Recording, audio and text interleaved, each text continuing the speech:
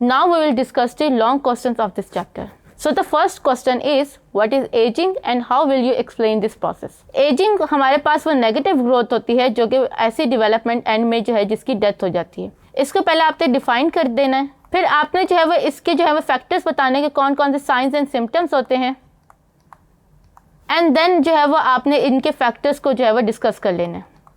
अब आपकी बुक में जो है वो पेज नंबर 117 पे इसको डिटेल में गिवन है, आपने वो लिख लेना है। एंड देन आप देखो तो आपके साइड पे जो वो बॉक्स है जिसके अंदर स्टडी ऑफ एज को जो है वो जीरेंटोलॉजी कहा गया है, एंड देन इसमें कौन से फैक्टर्स है, क्या इसका इकोनॉमिक इम्पैक्ट है, उन फैक्ट्स एंड फिगर को डिस्कस किया गया है। अगर आपके पास लॉन्ग क्वेश्चन पे लिखने का टाइम हो तो आप उस बॉक्स के अंदर से भी जो इंपॉर्टेंट इन्फॉर्मेशन है वो लिख सकते हैं ताकि आपके मार्क्स जो है वो दूसरे स्टूडेंट से ज़्यादा आ जाएं। सेकंड क्वेश्चन है, what is regeneration and why it is so effective in some animals and missing in other. तो पहले आपने बता देना रीजनरेशन किसे कहते हैं, एंड देन आपने एक्सप्लेन करना है कि जैसे जैसे ऑर्गेनिज्म जो होता है वो हायर ऑर्गेनिज्म में इवॉल्व हुआ, उनके अंदर रीजनरेशन की कैपेबिलिटी जो थी वो आहिस्ता आहिस्ता लूज होती गई। और फिर आपने बताना है कि स्मॉलर इन्वर्टिब्रेट्स और आर्थ्रोपोड्स जो हैं जिनमें आपके पास अर्थवॉर्म्स हैं, लॉबस्टर्स वगैरह हैं, उनके अंदर ये एबिलिटी इतनी अच्छी है कि उनके अंदर जो ऑर्गन होता है वो कम्प्लीटली डेवलप्ड होता है और वो आपके ओरिजिनल जैसा न्यू और फंक्शनल होता है।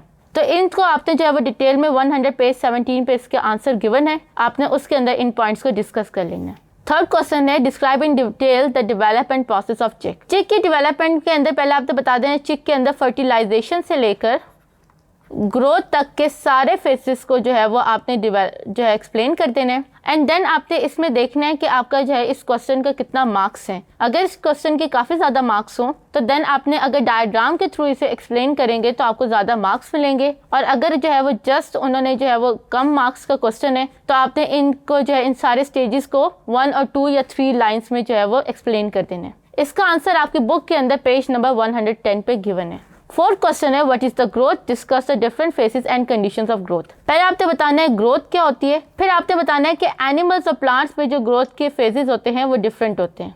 आपने पहले प्लांट्स के फेजेस को डिस्कस कर लेना है, फिर आपने जो है वो एनिमल्स की फेजेस को डिस्कस कर लेनी है, और फिर प्लांट्स की जो कंडीशंस रिक्वायर्ड हैं और एनिमल्स की, आपको पता है कि एनिमल्स के लिए भी फूड वगैरह रिक्वायर्ड होती है ग्रोथ के लिए, तो आपने उन सबको जो है वो एक्सप्लेन कर देना है। इसका आंसर आपकी बुक के अंदर पेज नंबर 106 पे गिवन है। देन हमारे पास फिफ्थ क्वेश्चन है, what is development, describe the principles of development in detail. पहले आपने डेवलपमेंट को एक्सप्लेन करना है, फिर आपने बताना है कि जो डेवलपमेंट के कौन कौन से प्रिंसिपल्स हैं, इनको आपने प्लांट्स एंड एनिमल्स दोनों में एक्सप्लेन करना है, और इसका आंसर भी जो है वो पेज नंबर 110 पे गिवन है। तो इसके साथ ही हमारी जो है वो चैप्टर की एक्सरसाइज कंप्लीट हो गई। आई होप आपको आज एक्सरसाइज अच्छे से समझ आ गई होगी। This is Laiba Tariq from tutorial.pk signing off. See you in the next chapter. Take care. Allah Hafiz.